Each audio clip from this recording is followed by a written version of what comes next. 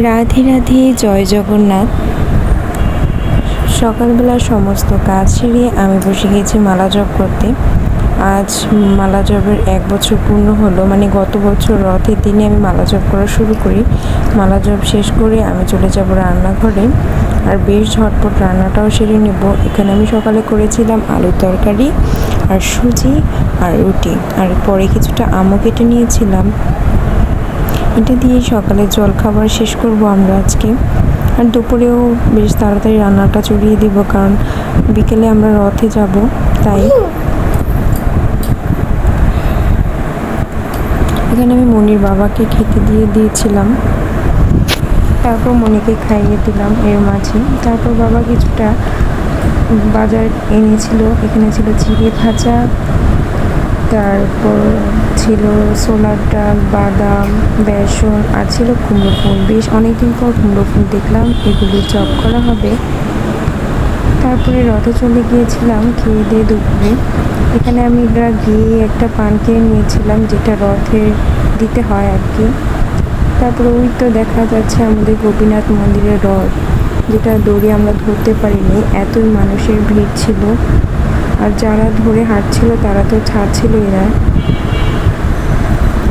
তারপর আমরা ধরতে পারিনি, অনেকক্ষণ দাঁড়িয়েছিলাম। কিছুক্ষণ পর আসলো ইসকনের রথ। ফাইনালি ওইটা আমরা ধরতে পারি, আর কি দড়ি ধরতে পারি। ইসকনরা বেশ সুন্দর করে আয়োজন করেছিল। এখানে ছিল রাধা কৃষ্ণ, তারপরে এখানে দেখাচ্ছিল শ্রী জয় জগন্নাথ দেবের উৎসব। আর এইখানে শরবতের ব্যবস্থা করা হয়েছিল, পাশাপাশি প্রসাদের ব্যবস্থাও ছিল। যদি আমরা শেষের দিকে একটা আম, একটা কলা পেয়েছিলাম, সেটাই প্রসাদ হিসেবে গ্রহণ করেছি। এখানে ঝাড়ু দিচ্ছিল মাতাজিরা।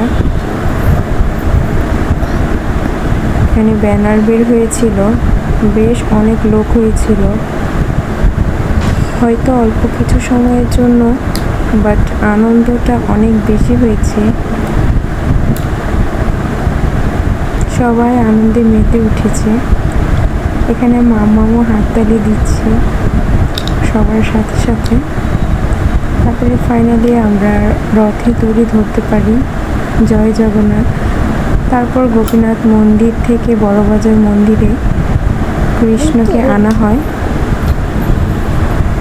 মানে এইখানে দেখিয়ে তারপর আবার গোপীনাথ মন্দিরে নিয়ে যাওয়া হবে। তাই আমি কৃষ্ণকে দর্শন করছিলাম। কৃষ্ণকে অনেকে পান দিয়েছে আর কি। আজকের ভিডিও এই পর্যন্তই। সবাইকে জয় জগন্নাথ।